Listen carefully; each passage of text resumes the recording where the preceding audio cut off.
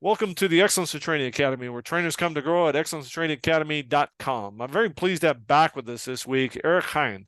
Erik is a lifelong martial artist, which saved his life, and he studied human movement science at University in Groningen, Holland. Erik worked for 15 years as a police instructor, teaching combatives, firearms, simulation and scenario training, stress exposure training, and developing police instructor programs. He has worked with elite units, including intelligence and SWAT.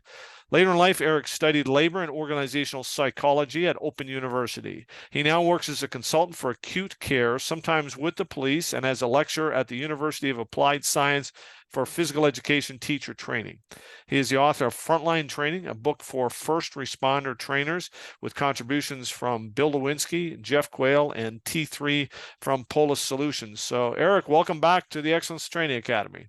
Yes, thank you so much, Brian. And I really enjoyed the last conversation. And before we start, I really want to appreciate all those great talks and conversations you have made throughout the years. Because, as you know, I'm doing some interviews also by myself, and the preparation and the talks, and after that, it's such a great, it's an enormous resource. Yes, thank you so much also. Well, I appreciate it. It's a great learning opportunity for me as That's well. true. So, Yeah. in the very first part of your bio, just be what we talked about last time was the training for police teachers or police trainers in the Netherlands, and some of the ecological dynamics application of that framework in training. What we're going to talk about this time is some of the simulation work you do with the medical community and some of the crossovers or lessons learned. But just before we jump into that, in the very first part of your bio, it says you're a lifelong martial artist, which saved your life. Tell us a little bit about that. Well, just a pure facts. When I was 6, my father died, and my mother was a psychiatric patient. I think that's the term. And from that time on, I lived with my with my neighbors, and then other neighbors, and then with aunts. So I was all over the place. But eventually, at 8 or 9, I lived on the streets, so to speak. So I had a house. My mother was not always there, but I lived on the streets. And later on, it developed to a kind of, it's not like the American gangs, but it was a group of boys living on the streets, using drugs and doing things they shouldn't do. And I was very young. I also came in contact with the hooligans of soccer. Right. More as a young boy, so I just went with some older boys, and then I saw all this, and this was a very violent scene, because there were eruptions of violence also around the soccer game, like explosions of violence where people were stabbed, or there was shooting, or there was it was violence everywhere on the streets. And so that's what the first, till I was 10 or 11, and then some magic happened, because the government, I don't know what is the English terms, but they put me in a kind of closed, I'm not sure what the term is, where problematic children with problematic behavior were living, which was also shocking, because I think I was a good boy. Like, I had a good heart. I was not that street heart. But in the closed the closed internet, there were youngsters with all kinds of disorders, like ADHD, but also depression, with psychosis. Yeah. So that was also scary, because even there, in a safe environment, there were explosions of violence. We sat at a table as children, and then the eating was there, and everybody was ready with their knives to put on the meat, and you had to fight for everything. It was so, and that around the year of 12, I'm not sure why, but I learned about the art of karate, and I read a biography of Gishin Funagoshi, Karate, A Way of Life, and I thought this is the way to go, because I felt, even at that age, I felt this is not ending well. I'm sure, Yeah. and I'm capable of doing more.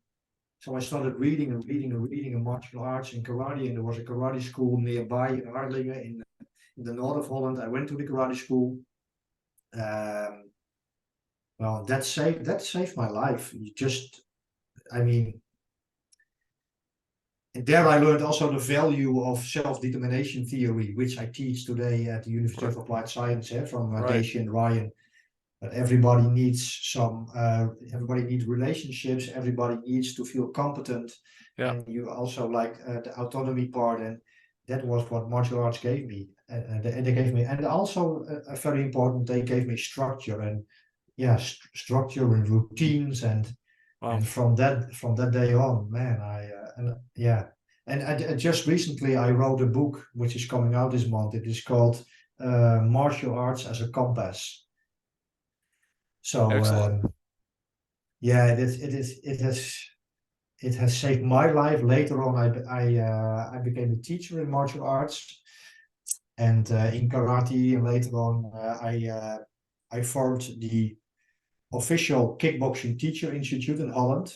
Uh, Kickboxing was not recognized by the government, and there was a lot of controversial things going on in the kickboxing world, but we got it so far that they accredited our training program, our teacher programs. Wow. And there I met all those, especially young men, but later on young women. And yeah, also I can also speak for them that it saved their lives by giving them a reason to live, goals to strive for. Right. And it was a microcosmos of later on when I went to the police. It was that you Yeah. see the same patterns, that a good environment is everything. Yeah. Excellent. And you're still actively training in martial arts today, correct? Like some 40 years later after you got exposed to Yes, this? yes. So I went, I think the how do you call it, the natural way, moving from hard style to soft, moving from fighting to health, and moving from practical applications to more spiritual applications, which was also what I saw in my teachers. So the perspective changed, and now I fell in 1995. I fell in love with Gracie Jiu-Jitsu. Now it is called Brazilian Jiu-Jitsu, and especially with Hickson Gracie, um, because of his total package of Right. practical fighting application, but also spiritual development. And it is a good art. Dan Dworkis also Yep. trains BGG, and a lot of guys also in the medicine.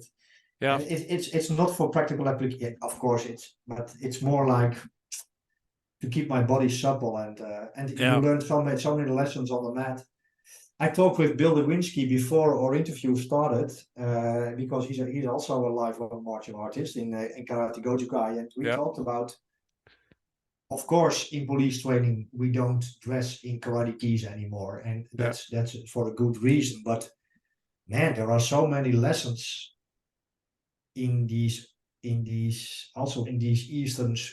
martial arts. If you Yes. if you, if you read Sun Tzu or Gorin no Sho, and Yes. Yeah, I think there's so many lessons from the great teachers. I think that becomes the yes, key as people become very agnostic about a specific or very tied to a specific style sometimes.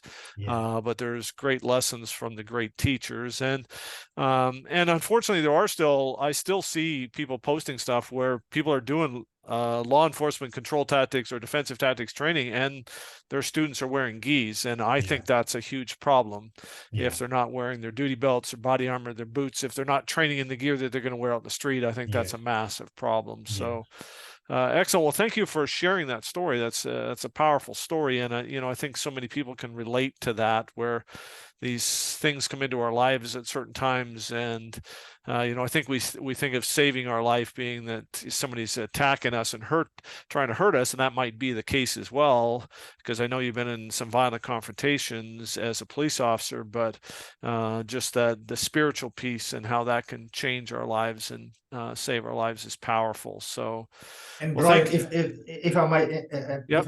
some little thing, it also made me recently think, and I talked about it with a friend of mine who is now running the police education training program in the Netherlands. He's not running it in his own, but he's one of the pioneers. And we talked Right. about how we change as an instructor. That's one thing, because when I started as an instructor in the police, I was all about in essence, I was all about physical control and physical training and so on. And but later on, now, if I would go into training again, it would be a different Yes. Erik Hein training. But also the officers who came in, because if I'm looking back, I acknowledge I treated some elderly officers not as I should treat them, but I didn't know when I was 30. But Yeah. I let them do things. I think these were guys who worked on the streets for 20, 30, 40 years, and I was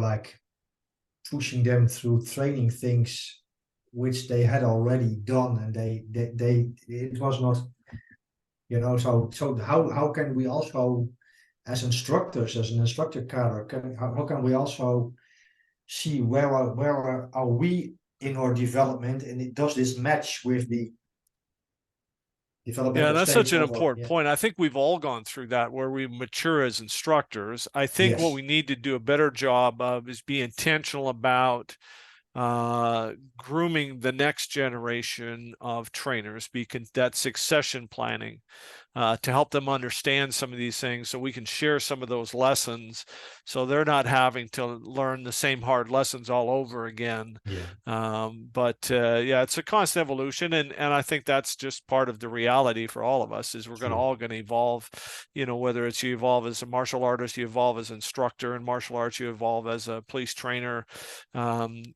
If we're not evolving, if we're hanging on to the old ways, I think that's the problem. yeah, So true, yeah. so excellent. Well, I appreciate, like I said, really appreciate you sharing that. So, like I said, what I wanted to talk to you about is this transition. So, can you talk a little bit about how you got involved in doing simulation training with the medical profession, and who is it within the medical community that you work with? But how did you get involved in doing simulations with the medical profession?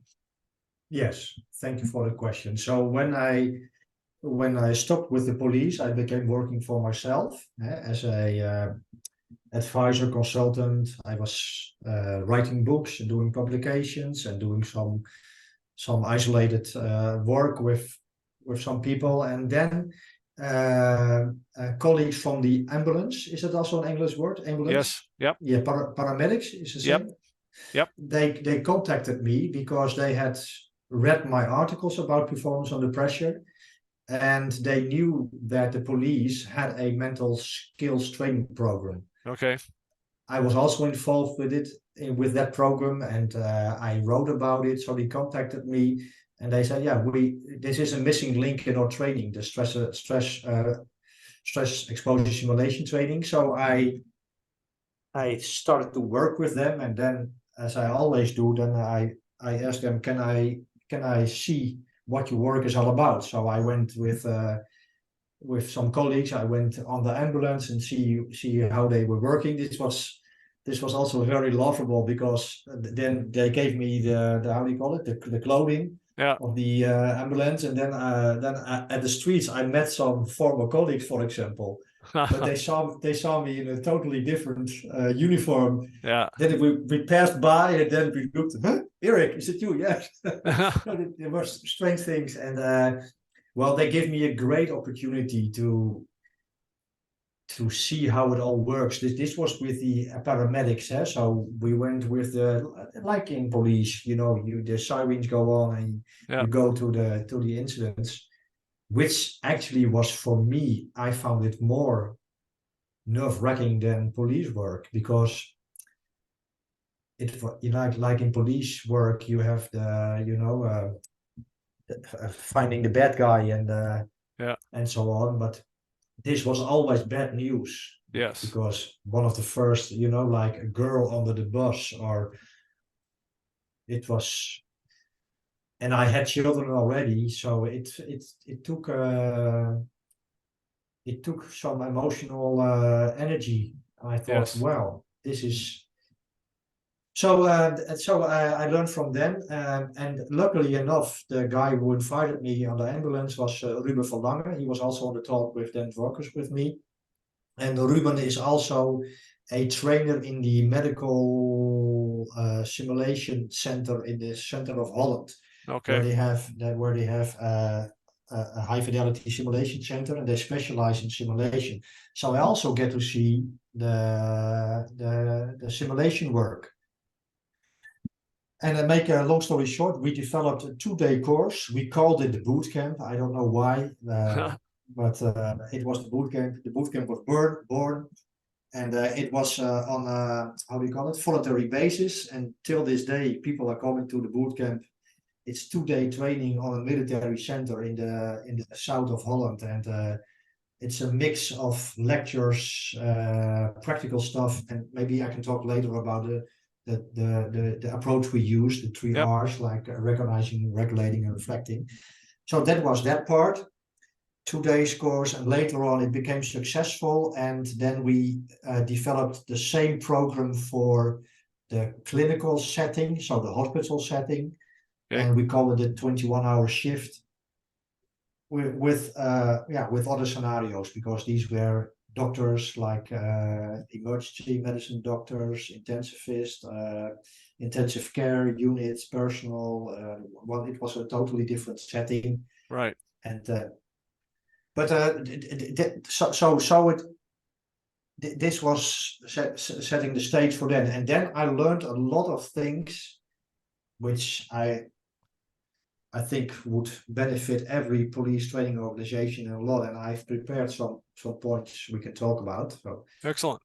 yeah, So, I think that, people can relate to both those groups. To paramedics are probably more like the police, where they're called to a problem. They're going in very often with limited information and then have to deal with that, and then transporting the people to the hospital. The emergency room physicians and nurses are the problem is always coming to them. There's the unknowns, and you interviewed Dan Dworkis, and thanks to your introduction, I had the opportunity to interview Dan Dworkis as well, talking about performance under pressure.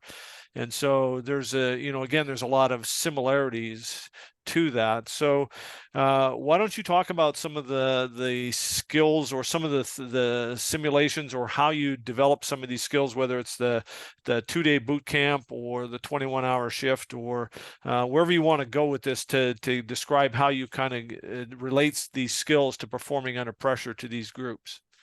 yes, I would love to do it. So then I will share my screen, and then Yep. I will talk about it. But before that, I want to mention that sometimes you think you know a particular group. So Right. I had seen, of course, paramedics, ambulance many times before, also from out police work. But till you're inside, you don't know. Yes. And you don't know the culture, you don't know. And so, for example, I developed exercises with a little competition element into it. And my police colleagues liked it because they went for gold every time back in the days. But then these guys, they were taking care for each other. So it didn't work at all. Yeah. I also learned that in my first time working with the ambulance, for example, I tried to give a briefing for the group of 12 or more people, but these are men and women who are on their own or with two Yes. two colleagues, so a driver and a nurse. Yeah. They were not used to a group briefing, and they were also not used like a little bit authorian, in Authoritarian. authoritarian, because even though I am soft spoken, but in the police you say like, okay, please stand still. I'm going to tell you, I'm going to Yeah. give a briefing and so on. And then I had all those all those autonomous people, and they were talking to each other. They were looking around, and they were interrupting me. So it took a lot of learning for me also to understand the culture. And later on, when I came to the doctor, so to speak, and my wife is also a doctor, so I asked her, of course, also. But it was also totally different, because then I met the hierarchy in the hospitals and whom you can talk to. And so I think it's good for trainers to do a kind of immersion into these settings to understand them. And yeah, it's a very good point, because again, with police, we're used to a shift briefing with a group of officers. Yet with paramedics, so here, the paramedics are be with one ambulance per fire hall, so there's not a group briefing. They might be there at the start of shift, I guess, with the firefighters, but they're completely different roles. Now, in some of the American agencies, the paramedics are firefighters, so they're firefighter paramedics. And other places they're completely separate entity. So there's a lot of different, and it varies from location to location. So, and then like you say, when you get into the hospital, now you get the hierarchy within the medical community. You have the, surgeons, and there's a hierarchy within the doctors, and there's a hierarchy within the nurses and the other staff. But again, there are a lot of times group events where there's doctors, nurses, people from different specialties that are all there to deal with this. And there's a whole bunch of dynamics and personalities and other things. So what are some of the key elements? And again, with the ambulance people, I think the piece we miss is that there are very few places within the ambulance service to work other than the ambulance. So in policing, there's a lot of different places you can go within the profession. For paramedics, at least here, other than working in an ambulance, there's not a lot of other options. There's a few trainers, a few administrators, but the vast majority are paramedics. And like you said, they're going to these situations, they're dealing with a lot of situations where people have non-survivable injuries. So at least in Canada, the suicide rate for paramedics is higher than it is for police. Because of the types of trauma that they're exposed to. So anyway, sorry, you were gonna start talking about the way that you deliver some of this training, some of the key elements. So I will share my screen, Brian. I hope you can see it. Yep. Okay, so and I also want to invite listeners to the following.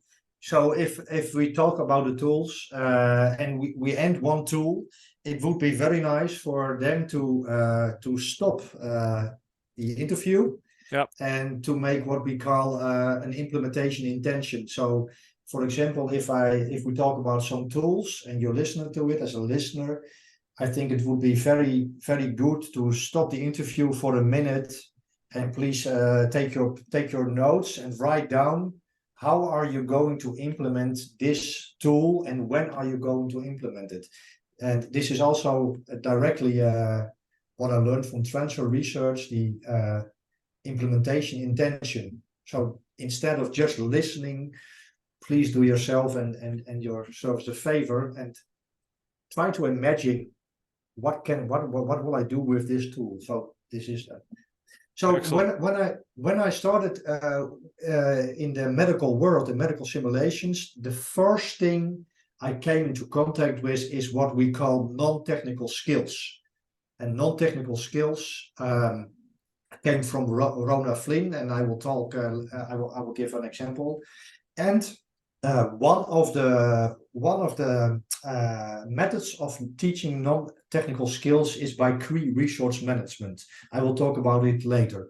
And this was the biggest eye-opener for me in the medical world, because now these are frameworks which are, in my opinion, so strong, and you can use them so effective in training. I have not seen it anywhere else, at least not in police training.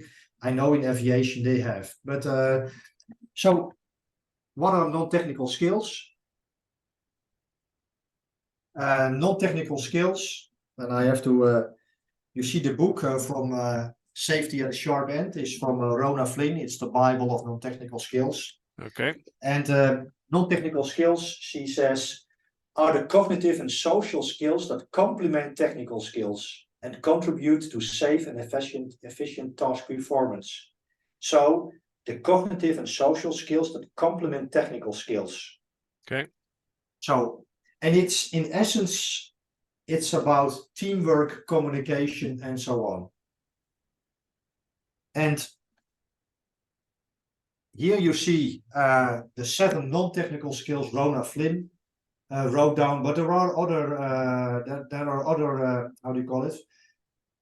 There are other people who also wrote about it, but it always comes down to these, also in aviation. So you have the 7 non-technical skills: situational awareness, decision-making, leadership, and teamwork, communication, and the last is very interesting later for my story: managing stress and fatigue. So this is a broad concept of non-technical skills. So what they did later on for each, how do you call it? For each profession, they did an inventory. What are the essential situational awareness skills, decision-making skills, and so on. And they made a kind of rubrics, and then they used them in training and in evaluation and so on. So these non-technical skills. So just sorry to interrupt, but just to, Yeah. again, for a brief overview for people. So the book that Yeah. Erik is referring to is called Safety at the Sharp End. The lead Yes. author is Rona Flynn, Flin. Rona's Rhona, and then those non-technical skills are situational awareness, decision-making, leadership, teamwork, communication, and managing stress and fatigue. So Yes. again, all things that we often talk about, but sometimes talk about in a disjointed manner. But these would be the non-technical skills that are critical, as we all know, for us to be able to function, to perform under pressure. So sorry to interrupt. Carry on. No. Great. Please interrupt me as you want. But for me, the thing was, of course, all those things isolated I already encountered in police work and so on. But what the real strength is, they have a framework and they have stick to it, and they have implemented it worldwide in aviation, in emergency medicine, and so on. And that's the strength, because, for example, managing stress and fatigue. Oftentimes there is a period, and then some people develop a performance under pressure program. It is flown in, and then it is given for a year, and then it is back again, and it is lost. But this is, if you teach something about managing stress and fatigue, you have the, how do you call it? You can hang it on an already existing framework. Right. And everybody is already trained into non-technical resource management skills. So it's not it's like if the doctors already know, okay, we go to non-technical CRM skills, and now we're going to do something about managing stress and fatigue. So it's, from the educational standpoint, it's so much stronger than just all those separate. Yeah, and my understanding with CRM, or crew resource management, is that came from the aviation industry, where they identified that some of the largest aviation disasters and loss of life were a result of the culture of the cockpit. And in the cockpit, the captain was God, and you didn't question God. And so they needed to change that culture. So they developed this crew resource management, or what some people will call cockpit resource management, but to help have all the crew understand that they all have a responsibility and an obligation to be involved in these critical elements. So like you say, these frameworks are not new. People like Jack Caldwell, who's now retired from Kansas City, Missouri, was teaching some of those that information from the aviation industry in Kansas City well over a decade ago. It's just, it has not become commonplace to use that more structured framework. So and that's that last point you say, that's the clue, I think, because we have to, if we all the time change our frameworks, well, then I mean, from an educational standpoint, then everything is lost again, and we can build it up again. And so I asked them explicitly, if I'm going to do something about performing under pressure, I want to do that under the umbrella of non-technical skills, point 7, managing stress and fatigue. Right. So please let everybody know that the framework is there already. So it's not a separate, I think, do you know the documentary Just a Routine Operation? No, I don't think so. Well, this is an incredible educational resource. Here is a former pilot, former aviation instructor who already knew about non-technical and resource management skills. And then his wife died in the hospital because of fixation errors. Okay. It's such a, yeah, you cannot say great because it's tragic, but It'd be a but powerful story. yes, it's powerful. So just a routine operation. And then everything went wrong there with the fixation. Everything with the non-technical skills went wrong. And then the same man developed the non-technical skills for medicine, so to speak. So Okay. this is, yeah. Well, I And think it's to go back to this. This yeah, is, I think, what we've done historically, at least in North America, with law enforcement, is we talk about hard and soft skills, and these non-technical skills would often fall into the bucket of soft skills. So we yeah, focus on the hard skills. I prefer to use the term technical and tactical skills, and then skills of relationship and human connection. But I like the term non-technical skills. So we have technical skills, and then we have non-technical skills. yeah, They're both critical if we want to perform at the yes, highest levels. If we only focus on technical skills, then they're going to break down under pressure. So if we want to perform under pressure, we need both. Is that accurate? Is that your experience with this? yes, that's absolutely accurate. Yes, yeah. And then non-technical skills, yeah, these seven categories, you can, of course, there are many rubrics for that, but one of the most famous and important I encountered, because the question was, what did you saw in emergency medicine, were the 15 key principles of resource management, which are taught worldwide. So this is not a system, it is thought over again and again and again, and we're still working with these 15 key principles. And I can read a few, because, so for example, know the environment, anticipate and plan, call for help early, exercise leadership and followership, distribute the workload, mobilize all available resources, communicate effectively. Well, so there are 15 key points from CRM. But that's okay. But the beauty is, when there is a trauma team or whatever team there is in training and simulation, we use those 15 principles. We tell them about it, we do the simulation, and we just focus on one or two or three of those principles. Okay. And of course, know the environment goes further. Right? You can, how do you call it?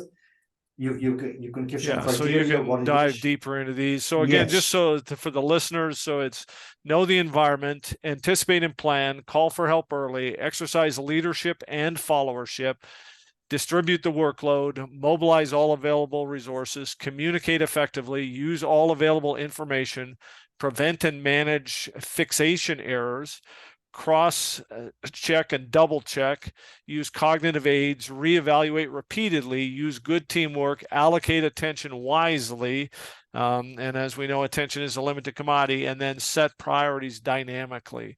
So this is a framework that people are going to not have to go through. It's not a checklist, it's a guideline that we're going to use, whichever ones are appropriate. Is that how this plays out?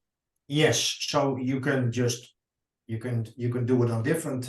You can just tell the participants we are going to do a simulation, and we use the CRM principles, and we focus on this, that, and that.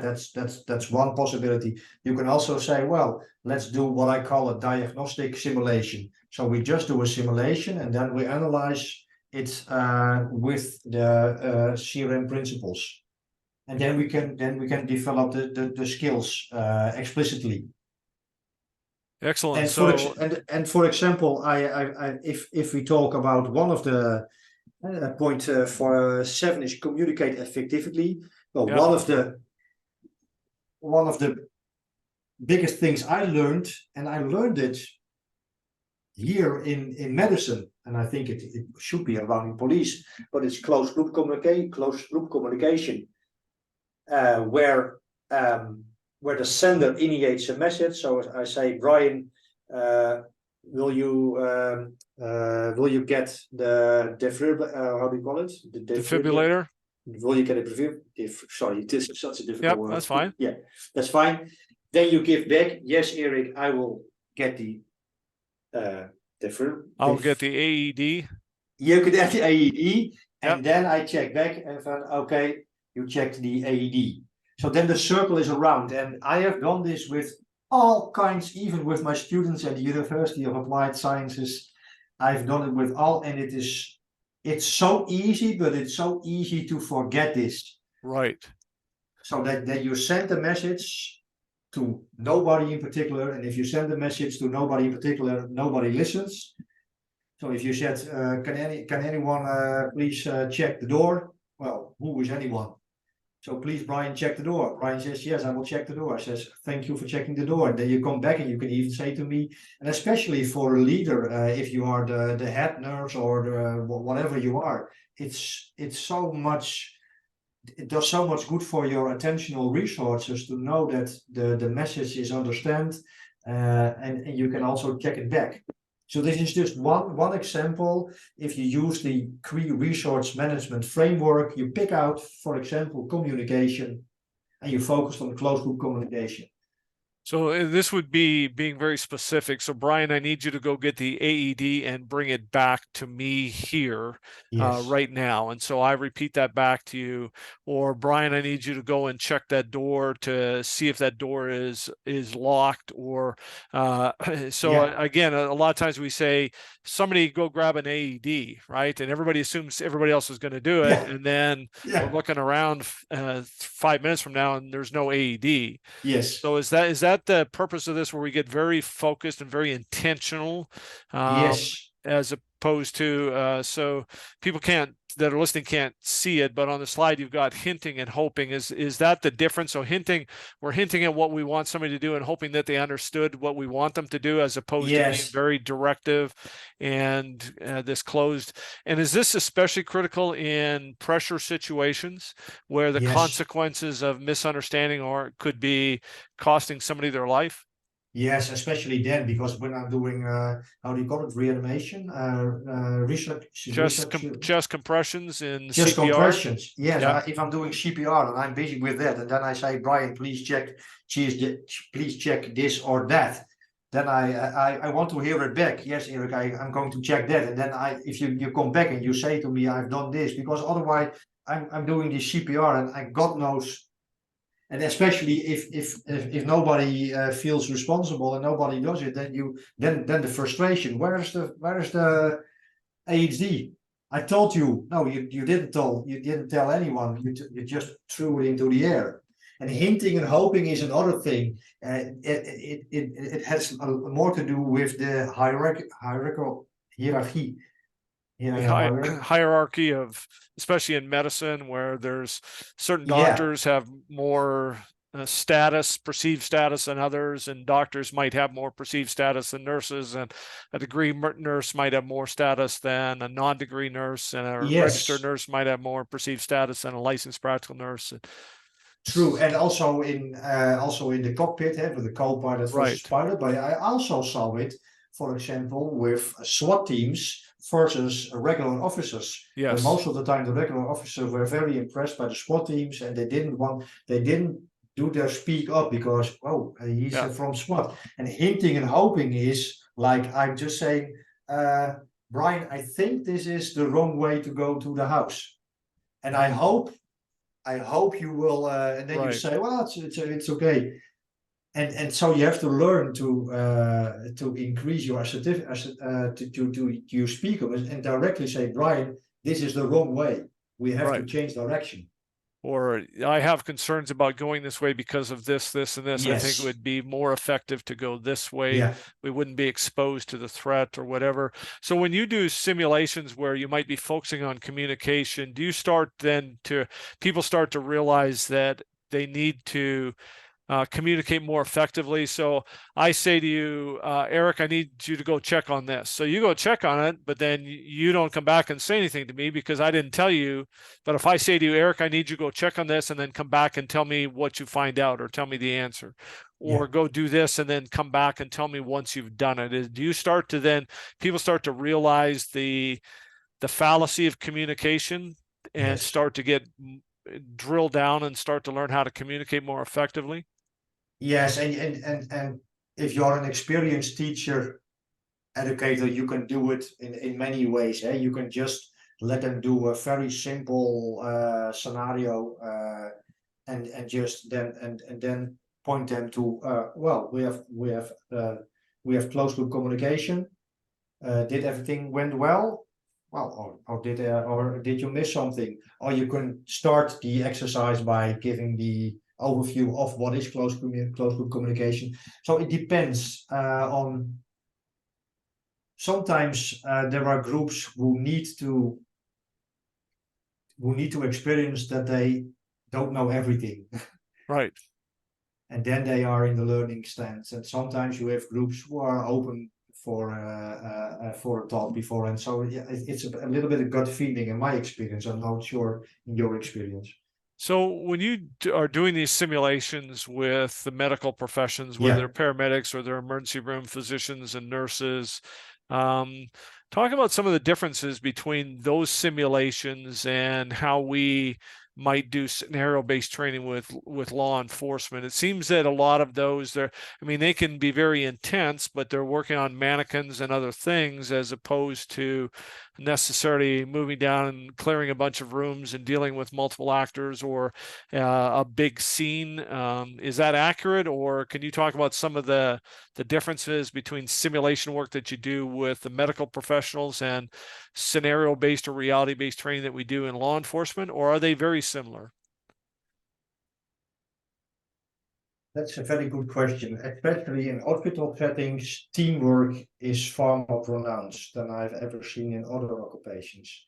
Okay. Because if a patient is brought in, you have so many moving pieces. Like you have the nurses, and the nurses have their own specialties. Then you have the emergency medicine doctor. Then you have the anesthetist, Anesthesiologist, yeah. anesthesiologist. So you have a lot of different specialties who are not always know each other, Right. working on different in different buildings and so on. So the teamwork aspect and the communication aspect is very. I want to say how I want to use another word. I'm fascinated by it, how a machine it can be, but also how the machine can break down. But it's a lot about teamwork, especially in hospital settings. And And is that because you have one patient and everybody's working on this one yeah, patient, as opposed to you might be in police scenario, you might be controlling the subject, but I'm responsible for clearing this other room and somebody else responsible for doing this, or we have multiple subjects. So we have different responsibilities very often as a team, as opposed to especially in a hospital or even with two paramedics, they're both focused on the one patient, the true. one Yes, problem, and everybody has different responsibilities. Is that why teamwork and communication yeah. might be perhaps even more critical for them?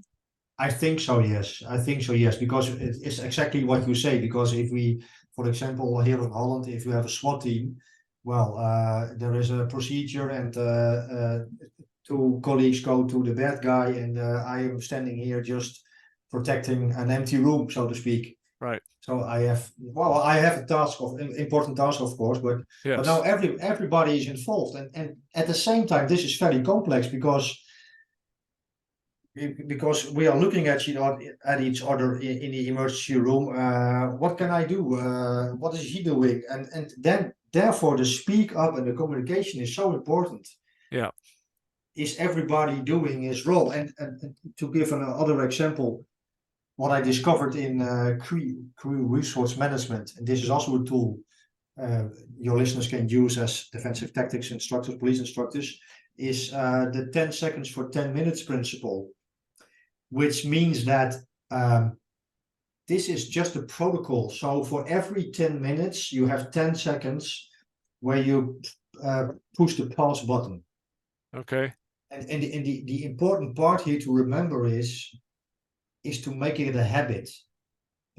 Because you need a lot of experience, and you need a very cool head to just in the moment say, let's take a break. Of course it's possible, but doing these things more explicitly and build it into the principle is very strong. So for example, the 10 seconds for 10 minutes principle is every 10 minutes you just get your hands off, figuratively. Of course, if you do CPR, you're not doing your hands off, and you just, I would say in police terms, just scan and breathe. Okay. I also Yep. use this term in the hospital setting, and just looking at each other. Are we on the right track? Is there anyone who needs to speak up? Are there new problems? Well, you can do it. You can do it for yourself in your specific context. But the 10 seconds for 10 minutes principle is why it is a system. It has now become a system. People are Okay. used to it. That's the important thing. Because you can say, of course, well, take a break if you feel overwhelmed. But you also know that the paradox is you are so driven, so full of adrenaline, and if you are in that tunnel, it's very difficult to recognize you're in the tunnel and stepping out. So is this something where, say, the team leader or the incident commander or the supervisor or whoever would say, okay, let's just pause for 10 seconds. Yes. Everybody take a breath, let it out nice and slow. What are we missing? What other problems are here that I'm not seeing? Who has an opinion on what we need to do differently? What's changed? What's the same? What are we missing? Is that what you're doing, is doing that quick check with the team? So Yes. now we're creating the opportunity for somebody to say, I think we need to be doing this, or this is now a problem, or we haven't cleared this room, or we haven't done this. Is that what we're talking about here? Is that type of a... Yes, that's what we're talking about. But the most important thing is this is a principle. So it's 10 seconds for 10 minutes. But of course, it can also be 5 seconds for 5 minutes. But it's not about the time, but it is about developing a culture by using these systems. And in these systems, there is a part where we say, whatever happens, most of the time we use a little break for everybody to tell what is important now. And you do it in a technical sense, but also in a non-technical sense, so that everybody knows this is how we operate. That's the most important part. So yes, there comes a time when I can say what I saw. That's the most important part. So that you don't feel, because sometimes you don't want to disturb the flow, or you Right. don't dare to speak up and so on. Yes. So is this rather than getting locked into the time that we're setting our timer for 10 minutes, there are natural pauses in a lot of these events. Yes. And when that natural pause comes, then somebody just saying, okay, let's just all take a breath here. Let's do a quick check-in and run through some of these things. And then we might need to prioritize, or we say, okay, so now we're going to do this. So now we move on. And then, so is that taking advantage of the natural pauses in some of these events and these calls? Yes, great. And if you speak the same language, if everybody knows the 10 seconds for 10 minutes, right, as a method, as a metaphor, you can just at a natural pause, you can say 10 seconds, 10 minutes. And everybody knows, okay, that's the time to do the reflection and ask the good questions. And again, we can go back to some of those things that were on that 15-point checklist. Yes, true. So Yeah. excellent. So what would be another key principle or concept that you're teaching people to in these simulations that they can utilize? Because it seems to me that's what you're doing is you're teaching them principles and concepts, regardless of what the nature of the medical emergency is, that we can apply these principles and concepts to any of these situations. Is that accurate? Yes, that's accurate. And this is just an example. These two closed loop communication and 10 seconds. These all belong to the 15 key resource management points. So this is about the content of the simulation training. So what I'm basically saying, what I discovered when working in the medicine field was that there was a great framework of non-technical skills of key resource management, which you can use because these are general principles. You can apply them anywhere. I even had them. I talked about with my kids for it just as a joke, but I wrote 2 articles about it. This was very challenging to look how far we could take key resource management into sports, and it was amazing.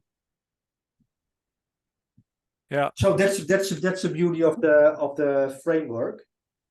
And I'm not sure if your question what about it, but this is about this was about the content of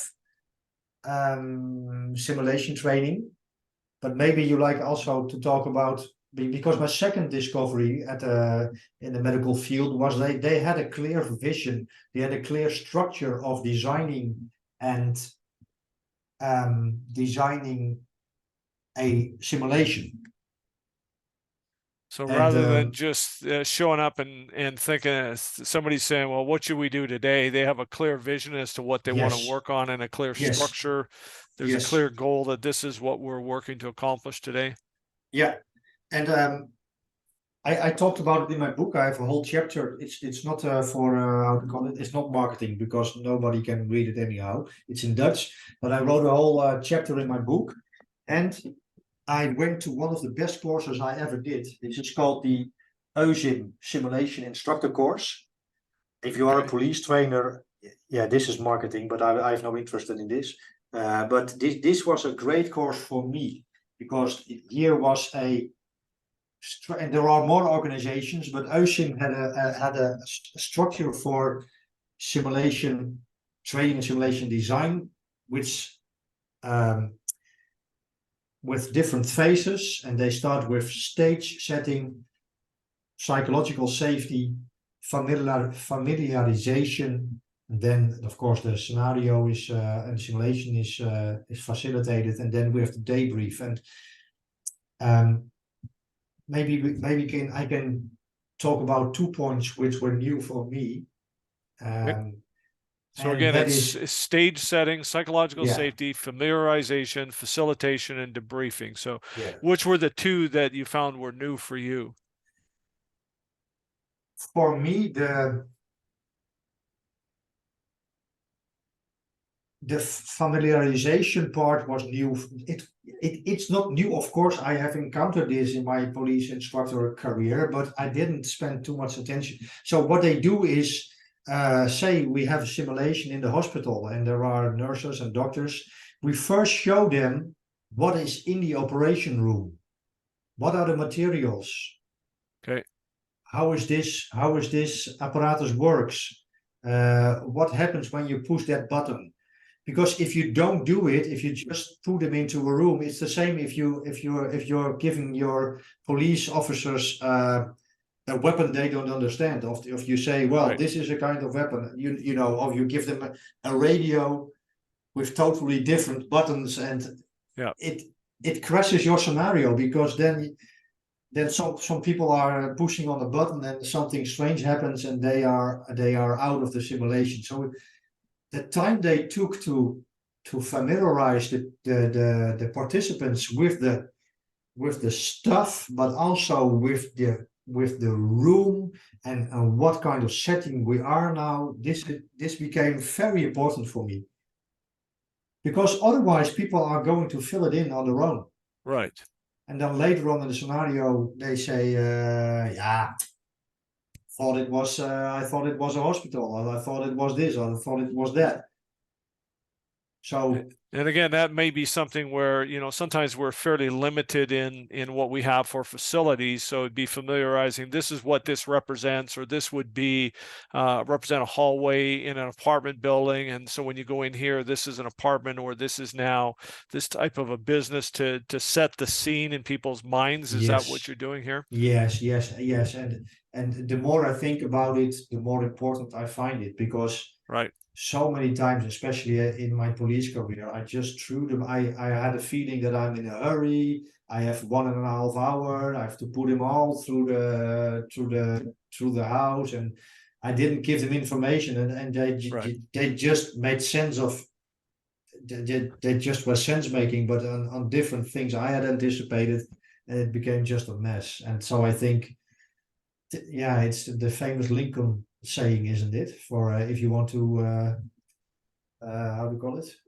If you want to have the tree, you better sharp your sword or Sharpen the your, axe. Yeah, spend yeah, your time yes, sharpening the yeah, saw or sharpening the axe. So yeah, it would seem to me that this is also so Wendy Dorstein, who you connected me with, one of the things she yeah, talked about, Dan Dworka said they do similar thing with simulations, is she talked about perhaps giving people the information and then giving them that 3 to 7 minutes that would normally take them to drive to the call. Dan Dworka's talked about it, that that 3 to 5 minutes that would normally take for the ambulance to arrive. So we give people the information, we give them some time to process it mentally as if they're driving to the call, or the situation is coming to them, rather than just saying, okay, here's the scenario, go through that door, away you go. Is that part of this as well? yeah. And it fits so nicely with your expertise on performance imagery. Yeah. How great it is, and you, yeah. The important thing to say is, however well that this is some other tools for simulation training, uh, because we are now talking about the starting point of a simulation, and this would be a good learning starting point, to give them some time. But you can, of course, imagine that if the goal is um, to manage surprise or to develop sense making, Right. then you could choose a bomb. This is it. Go after the bad guy. Scenario design. My colleague here in the Netherlands, a special forces operator. He was also he was made. He's one of the most famous commandos here in Holland. He talks a lot about sense making and putting people in, just putting them into a situation and look if they can make sense of the situation without having any information. So that is an approach, but the approach we talk now about familiarization would be very nice. Just give them some time to do some mental rehearsal to setting the stage. Yeah, and I think that sense making is something that we need to help people with. We need to help Yeah, to educate their attention what to attend to in an environment, which true. was something you talked about earlier. But then we need to help them how to make sense of what it is that they're perceiving, Yeah, because sense making is always a precursor to decision making. So yeah, how I make sense of that information, but that's a skill. How you're going to make sense of it as an yeah, experienced operator are very different from if I'm brand new. That experienced doctor or nurse or paramedic is going to make sense of things in a different way than a brand new doctor or nurse or paramedic. So I think it's an important point that you make, that we need to help to people to develop this skill of sense making. Because what you hear from people is, well, I noticed that, and it seemed odd, but I didn't know what it meant. yeah. So it's a great point. So as you work through these elements, so that seems to me to go back to the point of, are we intentional about what it is that we're focusing on, working on in this Yes, simulation? yes. That's the most important, to keep the goal, as Dan John says. So Yes. because my great mentor here in the Holland, that one of the founders of the SWAT team in the Netherlands, and Jan Hondorp, he always talked about, if you say at before the simulation that we debrief, for example, on teamwork, Yes. and then in the debrief you say, yes, but you didn't saw this or you didn't do that. Completely different topic. That's a kind of unfair because, yeah, Yeah, and that's what's the I think that goal? Yeah, focus is important. It's interesting you say that because one of Doug Lemoff's books on teaching for coaches, I think is what it's called.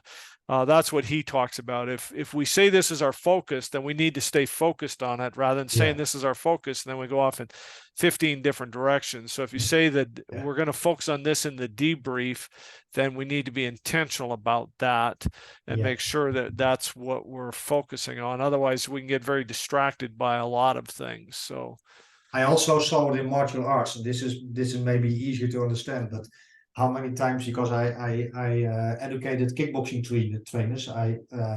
And then they say, for example, they give feedback to a student. They say, keep your hands high. So well, then the student is doing all his hands high, he's concentrating, and then they say your footwork is not good. yeah. Yeah, but you ask me to keep my hands. So this is important. Yeah. Yeah, and I think that goes back to the understanding that attention is a limited commodity. I can only pay attention to a very limited number of Yes. things. So we need to be very clear on what it is that we're working on. And that was one of the things that Victoria Brazil talked about as well, is that Yeah. we need to be very intentional about what it is that what the focus of the simulation or the scenario is. And I think sometimes we're not intentional enough. We just kind of throw these things together and then people don't really know what it is that we're working on, what it is we're trying to accomplish. The debriefings are scattered. So Yeah. would there be one or two other keys that you want to share here from some of your experience in doing Yes. these simulations? Maybe to recap, the first discovery in medicine was the use of non-technical skill framework and Right. the key resource management principles, which you can use directly in your training. So this is a beautiful system. Then the second discovery was, hey, they have a vision about how to structure simulations. Well, the structure is here, Yeah. and one point was the familiarization phase, but the other one was the debrief, because I struggled a lot in police training with the debrief because Right. it I don't know why, but these were so lengthy debriefs with so much information, not to the point, and so on and so on. And then I discovered here the debrief. And this is a particular debrief. I've also heard Victoria Brazil talking about the Pearl method. Right. Pearl is one of the debriefing tools, but we in following the OSIM, which the course I followed, and And the again, people I what's the work name of with. that company that did that instructor training?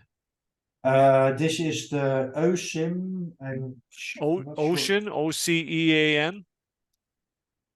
Yeah, I can show you. Yeah, Okay, EUCIM. So yeah. okay, I think European simulation. European Simulation Organization or something. Okay, so it's Yeah, something like that. EUCIM. So okay, Yes. that's fine. And there are more organizations. So Yeah. that's not the point. But they have a structured debrief, and it is called description. It is called the Steinbach method. Okay. But if you look it up in the research, there are one or two articles about the woman named Steinbach, but it's also known as the diamond. And it consists of description, analysis, and application phase, three phases.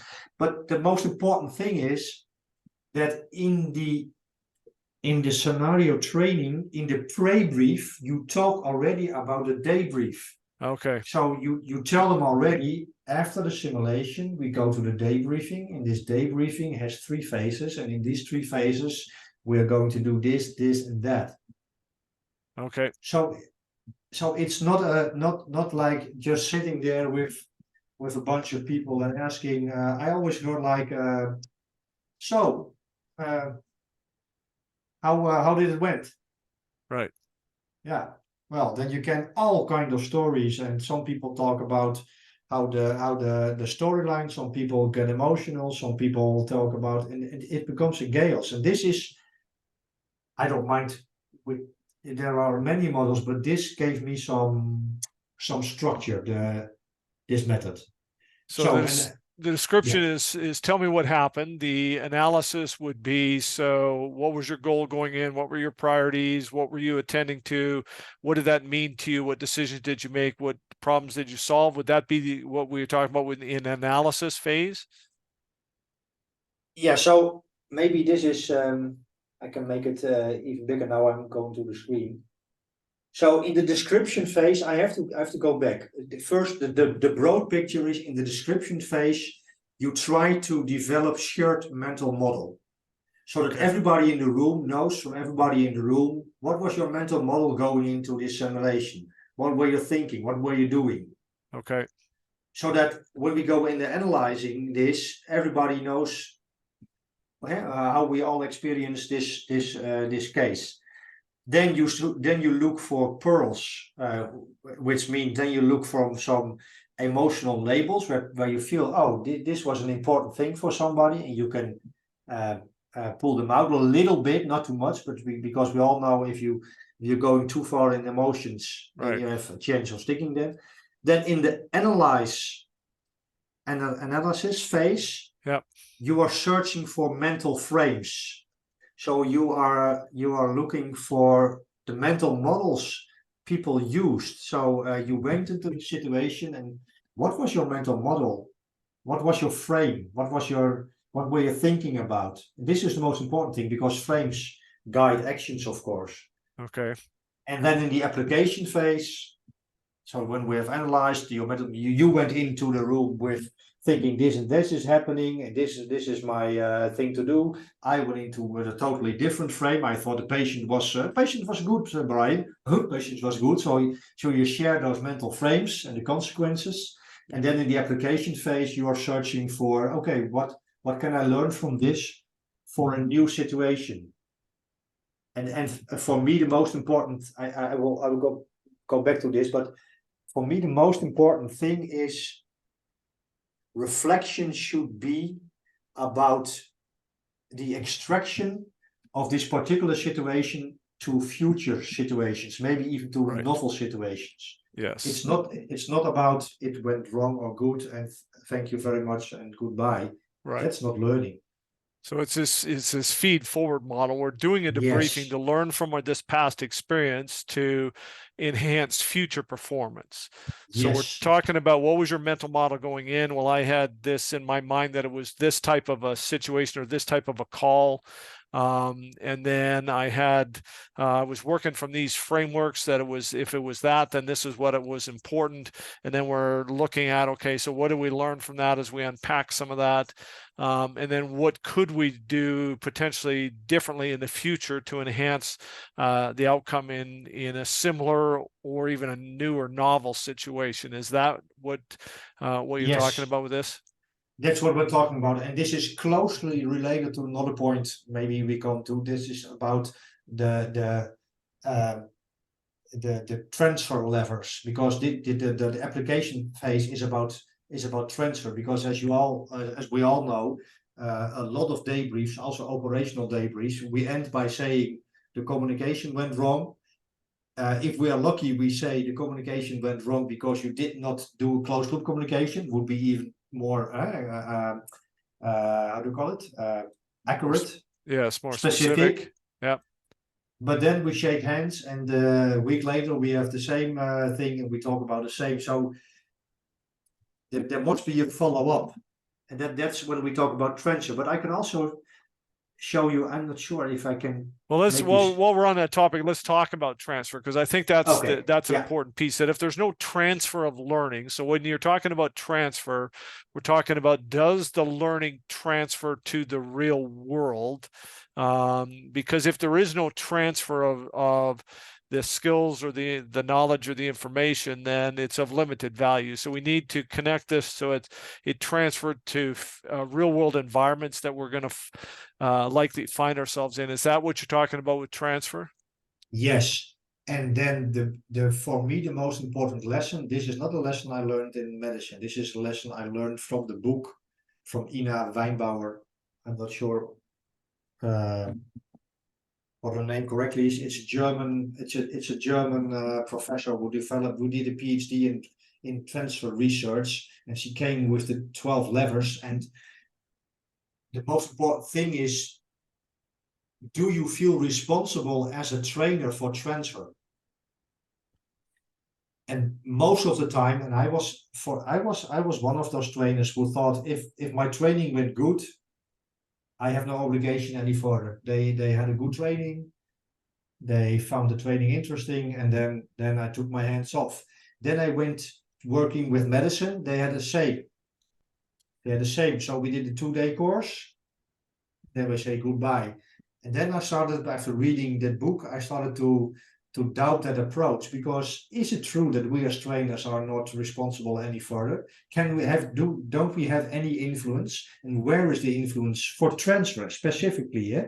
How can we help our participants in simulation training to transfer this to their work? And she talks about 12 levers, and one of the levers is, no, that is not even the levers. One method is what I asked your audience to do already.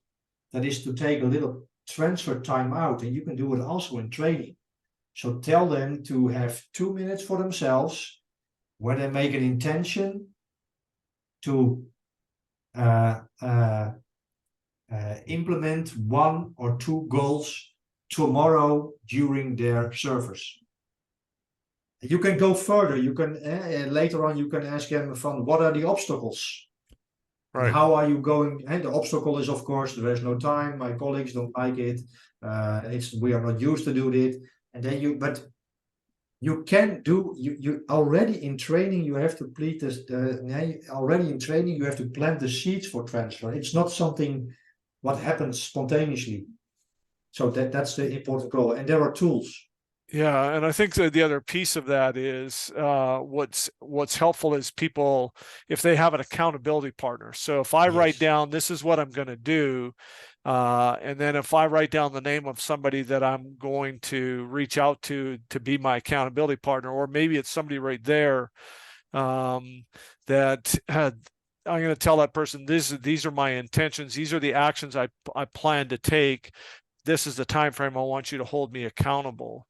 So Yes, is the other thing with transfers, is this what are we talking about learning here, the difference between performance and learning, that we confuse the two, where they do well at the end of the training day, but does it transfer? Is there any learning that occurs? So if we were to put them in a similar scenario a week later or 2 weeks later, was there any learning that took place, or is it going to be like they forgot everything, which they did from the other learning? So as part of this, how do we build this out over the long term to create that spaced repetition to have a greater likelihood of that transfer and learning? Yes, yeah, of course, from a learning psychology standpoint, we can do a lot, spaced and interleaving, that kind of that because it helps to transfer, it helps for retention and so on. But this, so in this is also very important. You mentioned the difference between performance and learning, because I always thought that if they could do their handcuffing good at the end of the training, they are fine to go. But then 3 months later you can start again, and at the same.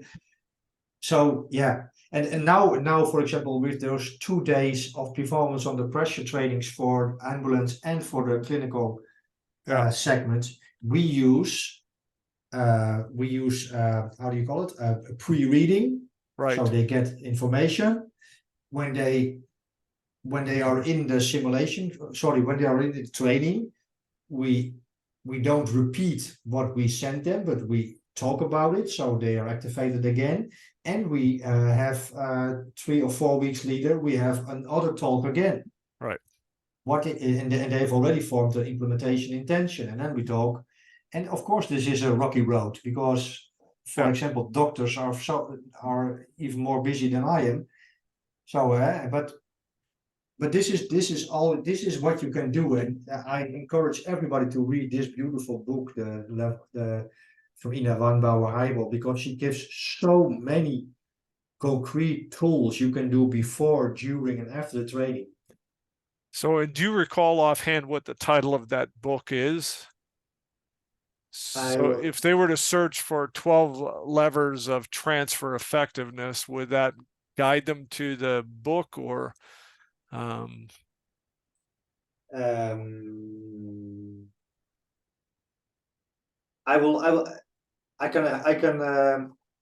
will get a book. Wait a moment. you can send me the title of the book and I can share it with people, or you can grab it right now. So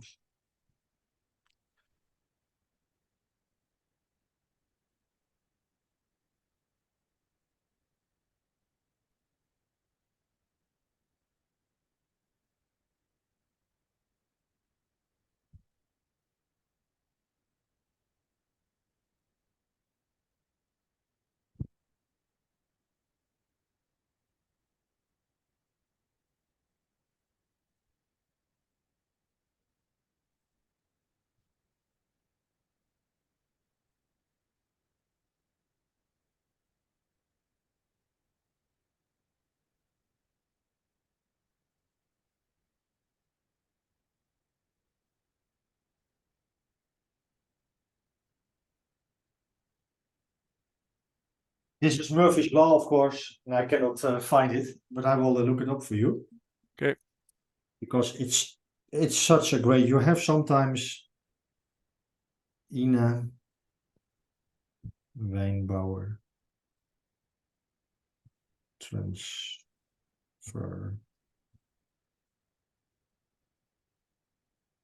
It was for I at my blog I wrote a whole series about it. I'm not sure if it's in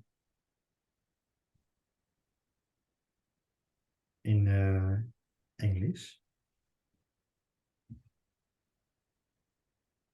I'm sorry, Brian. That's all right. Yeah. Oh yeah. It's this book. What makes training really work? What makes training really work? Okay, I think you recommended that book last time as well. Aha.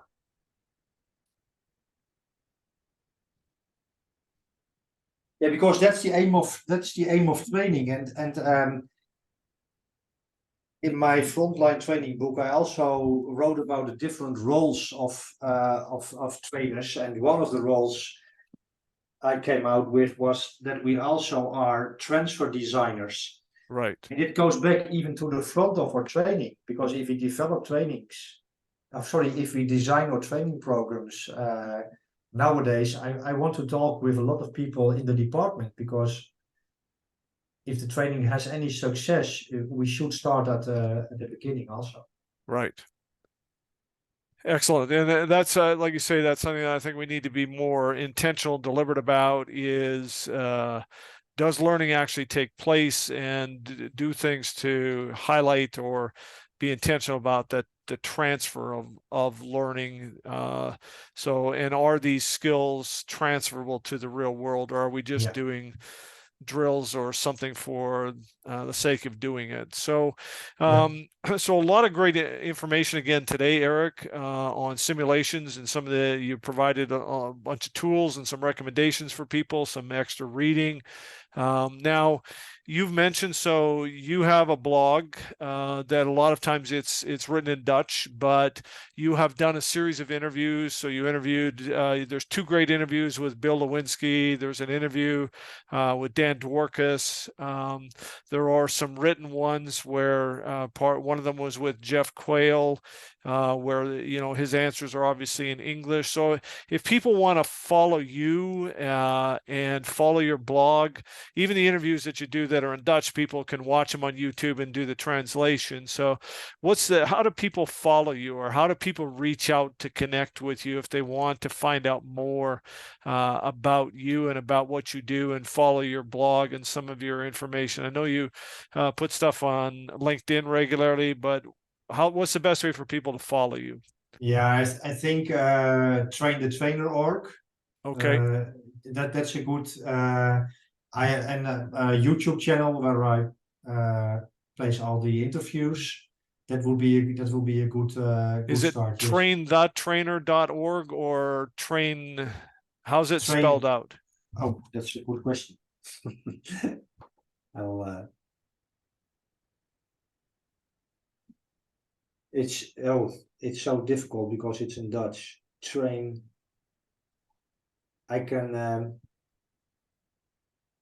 share my screen again, I think you can see it. Yeah. Here you see it left. So again, for Train. people that are listening, it's train, TRAIN dash DE dash trainer. So train-trainer.org. So Yes. train-de-trainer.org. That will take you to that page.